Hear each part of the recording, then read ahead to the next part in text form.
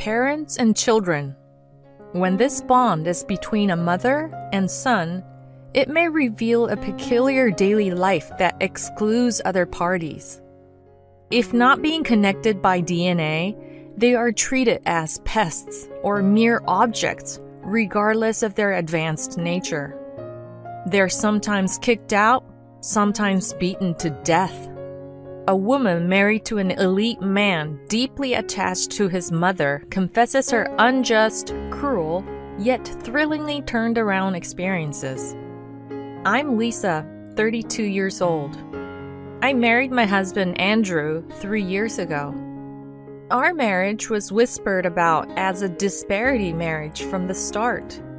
Andrew is an elite who graduated from a well-known university and works at a large company securities firm. He takes pride in it. In contrast, I attended a lesser-known trade school and work an ordinary job. There is a world of difference between our incomes. Why would he choose me as his wife? I honestly found it puzzling. Was I really good enough? Weren't there prettier, higher-educated women? The guilt I felt at the beginning of marriage is indescribable. In hindsight, my self-deprecation might have distorted his character. 3 years into our marriage, he started treating me like a maid. Lisa, bring me coffee. I can't right now. I'm doing the dishes. Really? Do what your husband tells you to. You really don't know your place, do you? This kind of conversation became frequent at home. Why do I have to do everything even though he can do it himself? Lisa, the TV! I was folding laundry nearby. Hey, I want to watch TV. The remote's right there. Who do you think you're talking to? Silently, I hand him the remote. I wonder to myself, does every only child turn out this way? As his wife, I feel less like a housemaid and more like the mother of a small child. Even a child listens better. Sometimes I attend his company's social gatherings where he treats me poorly in front of his colleagues. My wife really can't do anything right. People say that marriages with big income disparities are hard, and man, they are absolutely right. She doesn't possess any of the abilities I'd expect her to have. But I feel bad about divorcing her. That's how it goes. It's never a serious atmosphere because it's a drinking party, but the discomfort gradually accumulates. Why do I have to hear such things? We can't call this a marriage. I regretted getting married. And there was another problem in my married life.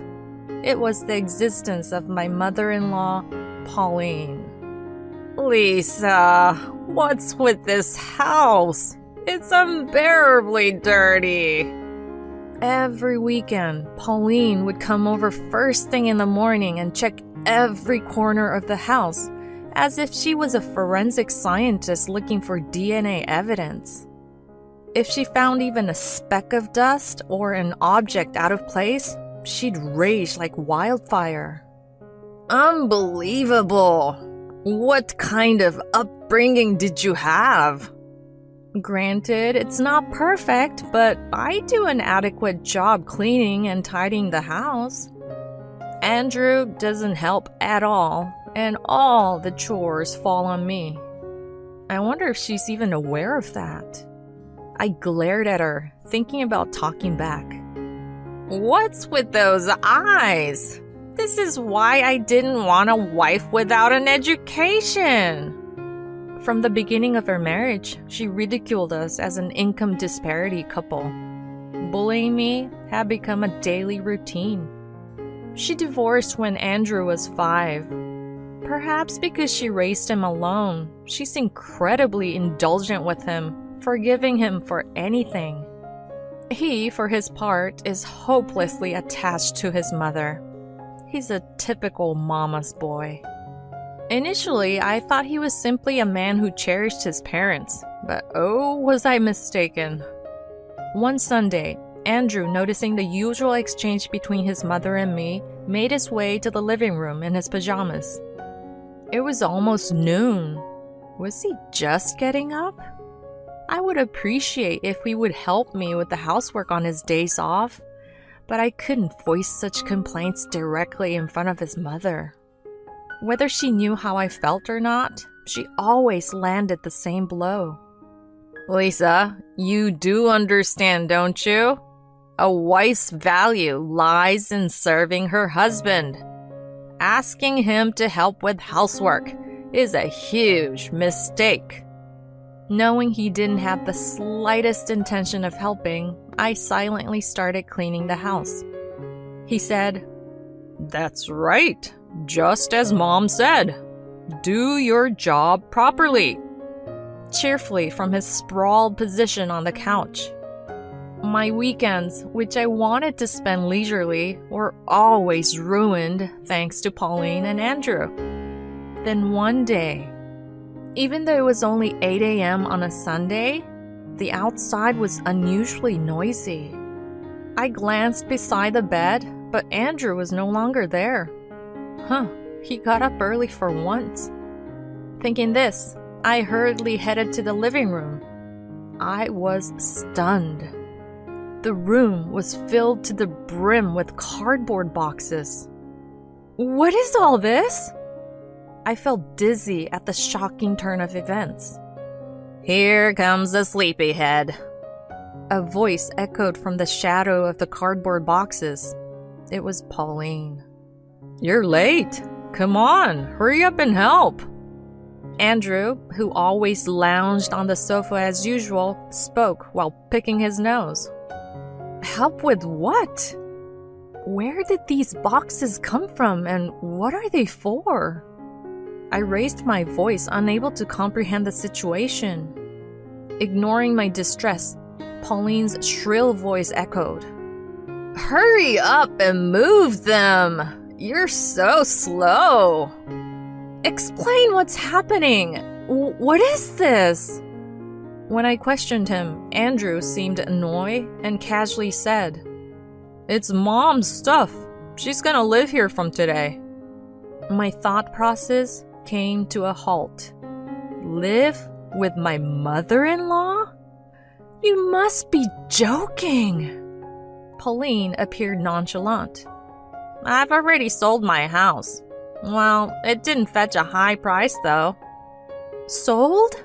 Did you really sell your house? "Yeah, I did. I'm not giving you any money."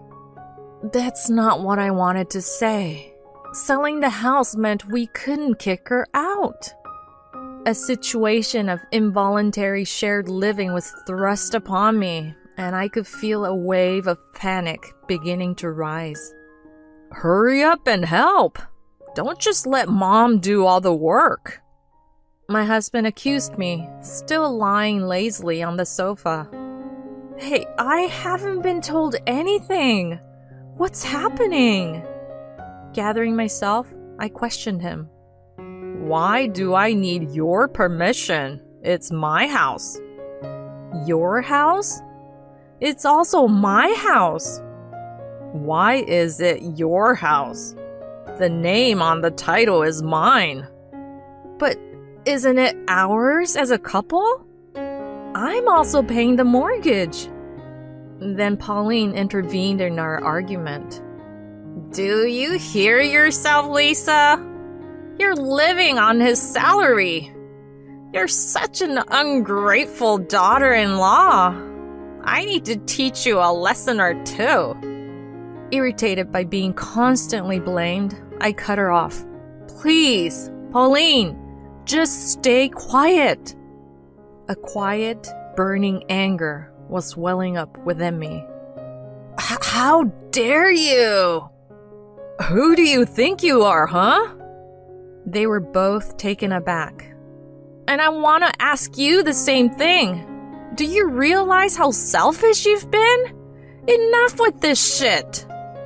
It was my fierce rebuttal, the first since our marriage. They were both flustered, mouths agape. They really were like two peas in a pod. Two rotten peas. Silence followed.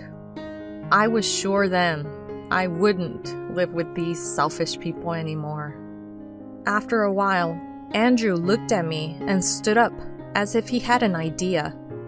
If you can't listen to me, then I guess there's no choice, he said, and took out some documents from a drawer in the living room. It was the divorce papers I had prepared just in case. He knew I was hiding them. I was thinking of using them someday, but he beat me to it. Andrew, did you prepare this? Pauline asked, looking confused. No, she did. Even though she doesn't have the guts to divorce, she's very thorough with the formalities. He smirked, waving the divorce papers in front of my face. Well, you really are something, she said sarcastically. They probably thought I would cry and apologize. Well, maybe it's about time. Let's get a divorce. Sign those papers right now, I replied, laying down the card I had decided to play. He froze, his hands still holding the divorce papers. His previously confident demeanor had vanished, replaced by cold sweat as he saw the seriousness in my eyes. He must have realized that I was serious. However, he still pretended to be strong. You're just bluffing about divorce, aren't you? If that's what you think, then sign it already. Are you sure about this? Your life is gonna be miserable as a divorcee. Whatever. It was absurd that he was saying this after initiating the divorce. Fine, I'll sign it. Don't regret it later, he said, taking his time to sign the papers. Pauline was glaring at me. I ignored her gaze and started to pack my things to leave the house. The hallway was filled with boxes of her stuff. I packed the bare minimum into a carry-on and prepared to leave the house. I decided to leave behind our couple photos and mementos. They felt like garbage that I wanted to throw away. Once I had packed and went down to the living room, Andrew tossed the divorce papers at me. Here. Alrighty. He still looked skeptical. I realized he was still looking down on me, underestimating me. What a jerk. He must have thought that I was just having a temporary lapse of judgment. I left the house without saying anything more. There was no sign of him following me. It was a bit frustrating, but I was filled with a refreshing feeling knowing that my life as a slave was over. Today was Sunday. I decided to submit the divorce papers the next day and first return to my parents' house. It took me 2 hours by train to get back to my parents' house. They were surprised by my sudden return. "Welcome back, Lisa. Are you alone?" my mother asked. "What happened? Where's Andrew?" My father followed up. "You wouldn't believe what happened." I recounted the day's events to them. I showed them the divorce papers with Andrew's messy signature on it. It happened in the heat of the moment, but I don't regret it at all, I spat out. My parents were furious after hearing my story. "We had no idea he was like that. Why didn't you tell us anything until it came to this?" I apologized to my parents. I couldn't stop the tears from overflowing. I felt like something I had been holding back for so long was finally crumbling away. They both held me gently. I was glad I had come home. I felt so from the bottom of my heart. The next day, I told my boss the situation and took a break from work. After submitting the divorce papers to the government office, I had to return to that house one more time to sort out the remaining items. It was a weekday during the day, so Andrew was likely not there, but his mother would be. However, they were strangers to me now. When I opened the door and went inside, Andrew and his mother were sitting on the living room sofa, having a friendly chat. She shouted in anger, "You have some nerve coming back here!" But in his usual tone, Andrew said, "You're late. You have plenty to do." He must have thought I was returning as expected. "I'm not back.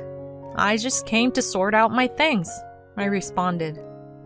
They both looked at me in confusion. "As promised, I have submitted the divorce papers. Thought you might want to know." At my words, they both froze, as if time had stopped. "Wait, you submitted them? Really?" "What's so surprising about that?" "Of course, you signed them, didn't you?" I retorted calmly. "Relax. We're strangers now." I emphasized the word strangers dramatically. They had greatly underestimated how serious I was. I couldn't stop laughing at how satisfying it felt. "Can you afford to live on your salary?" "That's right. You're awfully cheeky for someone who hardly works." These two still didn't get it. "Listen, I am a full-time employee. Sure, I don't earn as much as you, but I have enough salary and savings to live on my own." I had worked full-time for 10 years. Andrew sat there, dumbfounded. I decided to throw out everything unnecessary from the house and thoroughly enjoy the feeling of minimalism. Sorting out my belongings was filled with joy and pleasure. I didn't hear from Andrew for a while. About 3 months later, when I finished work and left the office, I saw a familiar face. It was Andrew. He looked thinner and paler than before. His hair was messy and his suit was rumpled. There was no sign of the elite employee I once knew. "Lisa!" he cried out in a desperate voice. Against my better judgment, I agreed to talk with him at a cafe. He had been so arrogant and selfish. Seeing him so small and weak, I felt a twinge of pity. "As you can see, I'm not doing well. Please, come back. I can't go on like this," he pleaded. "What happened? What's so hard?"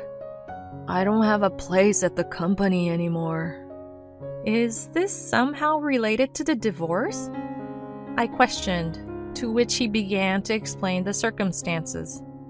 The shock and loneliness of the divorce led him to take frequent absences from work, and his relationship with his mother had also become strained. "I can't do without you. Serve me again for my sake." At first, it seemed like he was speaking honestly, but the moment he said, "serve me," I saw through his shallow motives. He just wanted someone who would listen to him and comply. He wanted to continue getting his way. "Why don't you ask your mommy?" "Don't say such things, Lisa, I'm begging you," he cried as I looked down at him and considered my thoughts. His job involved a lot of socializing as a couple. Maybe rumors of domestic discord had started circulating because I was no longer present at these events. I'm sure his pride wouldn't allow him to report the divorce. He didn't want to lose the status of being married, which is a mark of maturity. The conspicuous wedding ring still shining on his left ring finger confirmed it. "Do you think I'll return to such a slave-like life if you beg?" Slave? You love me, don't you? He replied, still not understanding the situation. Listen, we're divorced now, so we're strangers. Bye. I said, regretting having indulged in his nonsense. I left money for my coffee on the table and left the cafe.